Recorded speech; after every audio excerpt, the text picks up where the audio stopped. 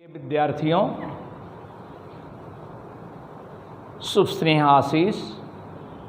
आज हम कक्षा 11th के विद्यार्थियों के लिए राजनीति विज्ञान विषय में संविधान क्यों और कैसे पाठ के अंतर्गत भारत का संविधान कैसे बना, संविधान का स्वरूप क्या था, संविधान के कामकाज की शैली क्या थी और उसकी कार्यविधि क्या थी, इसकी चर्चा हम करेंगे। प्रिय विद्यार्थियों, भारत का संविधान भारत के विभाजन के पहले से ही बनने की सोच लोगों के बीच आ चुकी थी।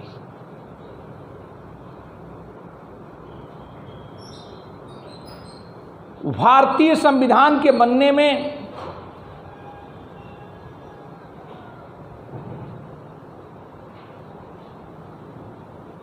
जो भारत अविभाजित था, उसमें पहली बार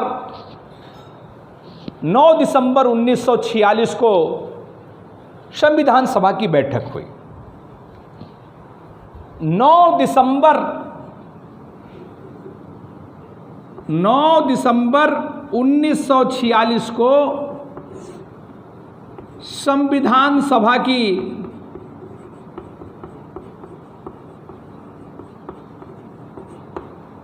बैठक हुई। वास्तव में यह उस समय जो आपका देश था अविभाजित था, अर्थात भारत और पाकिस्तान दोनों देश एक देश के रूप में जाने जाते थे, एक देश थे। इन विभिन्न परिस्थितियों में भारतीय संविधान के जो सदस्य थे, 1935 में जो नियम अंग्रेज की हुकूमत ने तैयार किया था, एक तरह से उसी नियम के अनुसार संविधान निर्माताओं का चयन किया गया।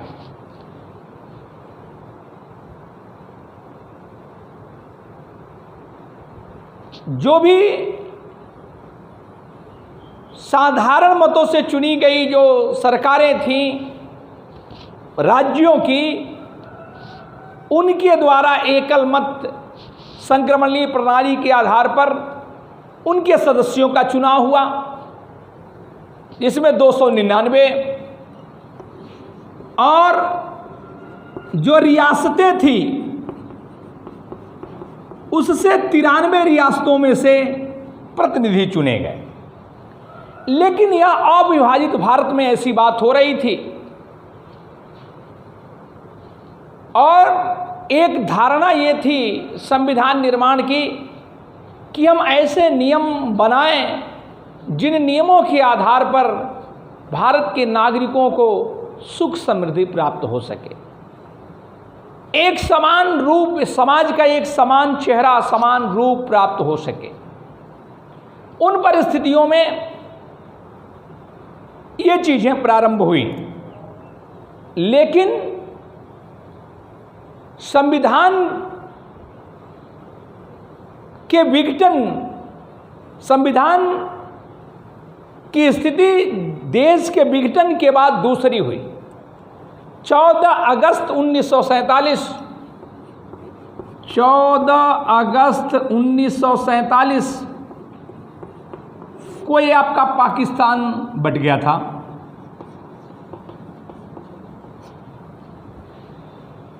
इसीलिए उसकी जो स्वतंत्रता दिवस मनाई जाती है पाकिस्तान की, वो 14 अगस्त को है। उस दिन भी बैठक हुई थी। लेकिन पाकिस्तान के बंटने के बाद बहुत सारे उसमें जो चाइनीज सदस्य थे, संविधान निर्माताओं के रूप में उनका चयन किया गया था। चाहे एकल संक्रमणीय प्रणाली के आधार पर या रियासतों के आधार पर, ऐसी परिस्थिति में इस बात का ध्यान रखा गया था कि उन जो सदस्य होंगे, जो सदस्य चुने जाएंगे, उसमें विभिन्न समुदायों का प्रतिनिधित्व भी ठीक रहे। जैसे सिख समुदाय के लोग रहें, मुसलमान के तरफ से रहें, एससी के तरफ से रहें, इसका ध्यान रखा गया। तो वैसे तो जो संविधान के सदस्यों का चुनाव हुआ उसमें सर्वाधिक, एक तरह से कह लीजिए कि 82% जो सदस्य थे वो कांग्रेस के थे। 82% सदस्य कांग्रेस के थे। वैसे कांग्रेस में जो सदस्य थे वह भी इस बात को संतुलित करते थे कि उसमें एक ही धर्म और एक ही प्रजाति, एक ही व्यवस्था के लोग नहीं थे। लिंग, धर्म और इसके आधार पर वह स्वयं कांग्रेस सामंजस्य स्थापित करती थी। तो ऐसी भी परिस्थितियां उत्पन्न हुई कि कांग्रेस की अधिकाधिक संख्या होने के बावजूद भी वह सामंजस्य रहा कि संविधान के निर्माणकर्ताओं में मुस्लिम समाज की भागीदारी, अनुसूचित जनजाति की भागीदारी, उसके अलावा अन्य चीज़ों की भागीदारी, जो महिलाओं की भागीदारी, इन विभिन्न चीज़ों पर ध्यान दिया गया। और इस प्रकार से संविधान निर्माण करके संविधान के निर्माणकर्ताओं ने इस देश के लिए एक बृहद संविधान और बेहतर संविधान बनाने का प्रयत्न किया। और किसी भी व्यवस्था में हम ये नहीं कह सकते कि भारत का संविधान किसी भी रूप में खराब स्थिति में रहा हो, ऐसा नहीं है। हमेशा इस संविधान के निर्माताओं ने सोचा कि बेहतर स्थिति बनी रहे। दूसरा, संविधान का स्वरूप क्या था? संविधान बनाने वाले लोगों की ये सोच थी कि हम पूरे देश के समस्त नागरिकों, लिंग के आधार पर महिलाओं, पुरुषों, धर्म के आधार पर हिंदू, मुस्लिम, सिख, ईसाई, इनके आधार पर ऐसे प्रतिभाग करने वाले लोग उसमें उपस्थित हों जिसमें सभी कम्युनिटी, सभी धर्मों की बात उसमें आ सके। ऐसा नहीं कि हिंदू के समस्त लोग यदि संविधान निर्माणकर्ताओं में रहेंगे तो मुस्लिमों की बात नहीं सोच सकते। बात भी सही है, क्योंकि उनकी विभिन्न समस्याओं, विभिन्न कठिनाइयों, विभिन्न व्यवस्थाओं के रूप में उनकी जानकारी नहीं हो सकती। इसलिए संविधान का जो स्वरूप बना वह धार्मिक आधार पर सभी धर्मों के लोगों की समानता उसमें रही, अनुपातिकता उनको प्रतिनिधित्व दिया गया कि संविधान का निर्माण करने वाले लोगों में सभी धर्मों के लोग थे और सभी धर्मों के लोगों के होने के नाते ही संविधान का जो स्वरूप था वह एक बेहतर स्वरूप था। किसी के द्वारा, किसी धर्म जाति के द्वारा यह आक्षेप नहीं लगाया कि हमारा उसमें प्रतिनिधित्व तो नहीं है, हमारे उसमें प्रतिनिधित्व नहीं काम कर रहे हैं। और इस कारण ऐसा नहीं हो सकता कि वे सारे के सारे लोग एक ही दिशा में एक तरफ काम करना प्रारंभ कर दें। इसलिए संविधान का स्वरूप सामाजिक दृष्टिकोण से बेहतर स्थिति में था। भारत के संविधान का कामकाज की कार्यशैली, जो कामकाज की कार्यशैली थी, वास्तव में ऐसा नहीं है कि समस्त बिंदुओं पर एकमत संविधान निर्माता रहे हैं। भारत के विभाजन के बाद लगभग 299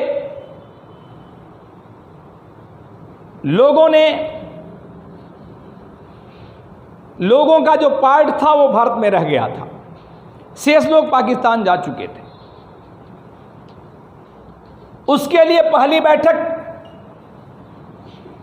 26 नवंबर 1949 को हुई थी, जिसमें 299 के सापेक्ष 284 लोगों ने भाग लिया था। 299 के सापेक्ष क्यों कह रहा हूं? क्योंकि भारत और पाकिस्तान के बंटवारा के बाद संविधान निर्माण करने वालों की जो समितियां, संविधान निर्माणकर्ताओं की जो संख्या बनी थी, जो समूह बना था, उसमें बंटवारे के बाद केवल 299 लोग बच गए थे। जब संविधान सभा की बैठक स्टार्ट हुई 26 नवंबर 1949 को, तो उसकी जो संख्या थी वह 299 थी, लेकिन उसमें से पहली बैठक में भाग लेने वालों की संख्या जो थी 284 ही थी। 284 लोगों ने प्रतिभाग किया और प्रतिभाग करने के बाद उसमें बहुत सारे डिस्कशन भी हुए। ऐसा नहीं कि 284 लोगों की मत 284 लोगों का मत एक समान था, बहुत विभिन्नताएं थी। किसी बिंदु पर जैसे अम्बेडकर जी का अनुसूचित जातियों के बिंदु पर काफ़ी उनका अलग से विचार था, सरदार पटेल जी का अलग से विचार था, अन्य लोगों जो भी उसमें संविधान समिति के सदस्य थे, सच्चिदानंद सिन्हा जी थे, अध्यक्ष थे, राजेंद्र प्रसाद जी थे, बहुत राजनीतिक लोग, बड़े बड़े लोग उसमें सम्मिलित थे। लेकिन उनके सबके विचार अलग अलग होने के बावजूद संविधान सभा की जो कामकाज की कार्यशैली थी वह एक समान थी।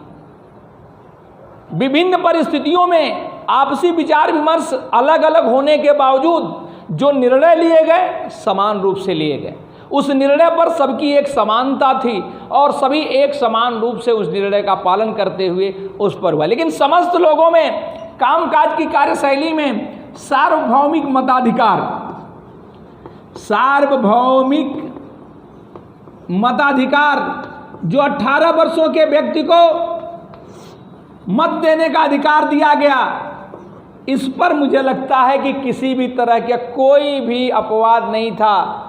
चाहे किसी धर्म का व्यक्ति हो, चाहे किसी लिंग का व्यक्ति हो, चाहे किसी जाति का व्यक्ति हो, लेकिन यदि वो 18 वर्ष की उम्र उसकी हो चुकी है तो स्वतंत्र रूप से मत देने का उसको अधिकार प्राप्त होगा। इस पर मुझे लगता है 284 के 84 सदस्यों में कोई विवाद की स्थिति नहीं आई।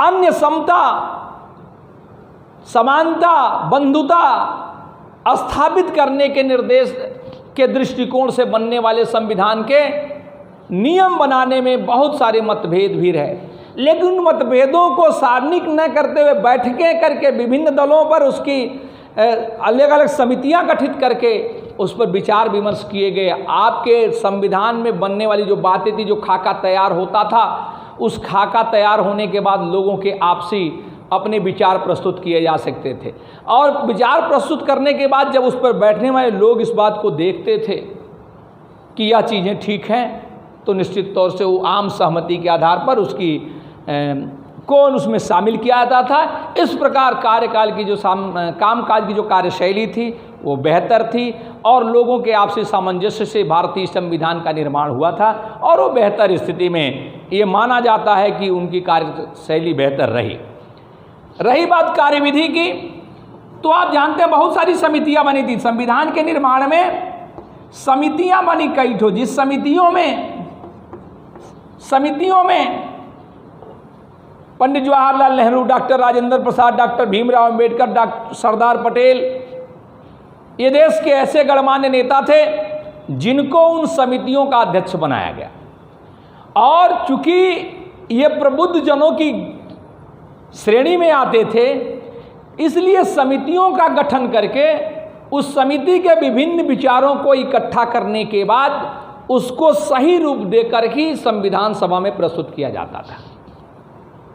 प्रारूप समिति के अध्यक्ष, संविधान सभा के अध्यक्ष, वैसे डॉक्टर भीमराव अंबेडकर को हम मानते हैं, अक्सर लोग कहते हैं संविधान निर्माणकर्ताओं के रूप में, लेकिन वास्तव में ऐसा नहीं है। बहुत सारे लोगों ने बनाया था, लेकिन हाँ ये जरूर है कि संविधान के निर्माण में डॉक्टर भीमराव अंबेडकर जी का योगदान अमूल्य रहा, बड़े पदासीन रहे, सब पर विचार विमर्श करने का मौका दिया गया, इसलिए उनको कहते डॉक्टर राजेंद्र प्रसाद जी थे। विभिन्न समितियों के थे, प्रस्तावना समिति के पंडित जवाहरलाल नेहरू थे, प्रारूप समिति के, संविधान सभा के बहुत सारे अध्यक्ष बने और उन समस्त अध्यक्षों ने मिलकर एक बेहतर सोच स्थापित करते हुए भारतीय संविधान को बनाया, जिसको बनाने में लगभग 2 वर्ष 11 माह 18 दिन का समय लगा और संविधान 2 वर्ष 11 माह 18 दिन में बनकर तैयार हुआ। और उस संविधान के तैयार होने के बाद 26 जनवरी सन 1950 को पूरे देश में भारतीय संविधान को लागू किया गया और लागू करने के बाद उसी दिन से हम 26 जनवरी को गणतंत्र दिवस के रूप में मनाते हैं। गणतंत्र का मतलब अपना नियम, अपना कानून अपने देश में लागू हो गया। उसके पहले हम विभिन्न दूसरे देश के नियमों अर्थात ब्रिटेन के द्वारा संशोधित किए गए नियमों पर ही देश चलता रहा। उस दिन से हमारा संविधान लागू हुआ और उस दिन से हम गणतंत्र की श्रेणी में आए और एक बेहतर उसके बाद से आज तक संविधान की व्यवस्थाएं चलती रहीं। विभिन्न परिस्थितियां उत्पन्न होने पर संविधान में संशोधन की भी व्यवस्था कराई गई थी। आवश्यकता अनुसार संशोधन भी किए जाते हैं। आज के क्लास में बस इतना ही। शेष अगली क्लास में मुलाकात होने पर धन्यवाद।